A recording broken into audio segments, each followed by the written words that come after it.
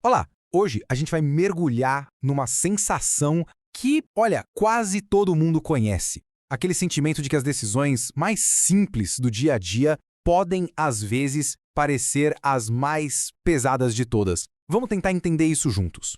E tudo começa com essa pergunta: o que é mais pesado?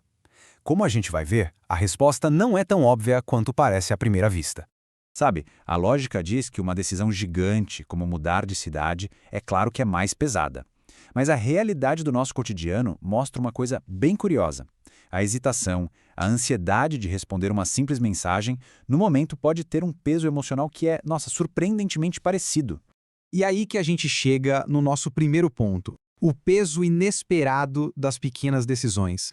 É um problema real esse peso desproporcional que a gente enfrenta no dia a dia, muitas vezes sem nem se dar conta. A gente está falando de escolhas como essas, ó. Responder uma mensagem, aceitar ou não um convite, falar uma coisa agora ou deixar para depois. Parecem simples, né? Mas quantas vezes esses momentinhos se transformam em verdadeiros debates internos, silenciosos e cheios de tensão? É bem aqui que a coisa muda de figura. Um gesto que era para ser leve, de repente, começa a acumular uma carga gigantesca. A mente dispara, começa a antecipar todas as consequências possíveis, a imaginar cenários, a calcular probabilidades e o que era trivial vira um problemão. Tá, mas por que isso acontece? Por que tanta dúvida em cima de algo que parece tão pequeno? Vamos dar uma olhada nas causas, que são tanto sociais quanto, e principalmente, psicológicas.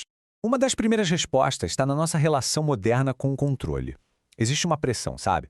Uma cobrança constante para otimizar tudo, para tomar sempre a melhor decisão, para não errar nunca.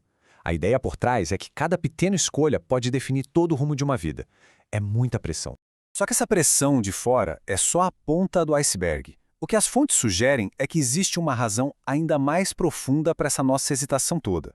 E essa razão é o que podemos chamar de conflito interno. A ideia, inspirada em observações de gente como Carl Jung, é que a nossa mente é feita de várias partes, com desejos, medos e valores diferentes. E o ponto é, essas partes nem sempre estão em paz umas com as outras.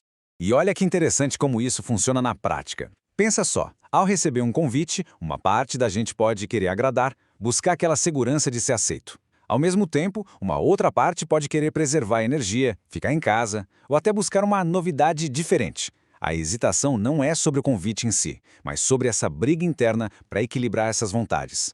Tudo isso leva a gente a ter que desconstruir uma ideia bem forte na nossa cabeça. Vamos falar um pouco sobre a ilusão do controle. Essa frase aqui resume tudo. A nossa mente tem essa tendência natural de achar que tem muito mais controle sobre o que acontece do que ela realmente tem.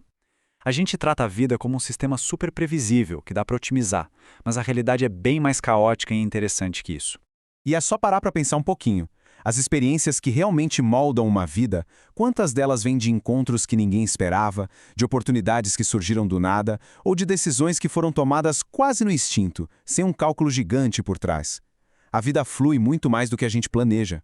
Ok, entendido o problema, a gente se pergunta, e agora? Como lidar com isso? Vamos para a nossa parte final para tentar encontrar uma nova perspectiva, um caminho um pouco mais leve. E aqui vem uma sacada importante. Maturidade é, em grande parte, saber a diferença. A diferença entre aquelas pouquíssimas decisões que realmente precisam de uma reflexão profunda e a imensa maioria que pode simplesmente ser vivida. Entender isso, nossa, isso liberta a gente daquela tirania da escolha perfeita. Porque a verdade é que uma vida não é construída em cima de uma base de decisões impecáveis, todas otimizadas. Não, ela se constrói com a experiência contínua de viver. E isso inclui as escolhas imperfeitas, os pequenos desvios, os aprendizados que vêm com os erros. É o processo, e não a perfeição, que vai moldando quem a gente é.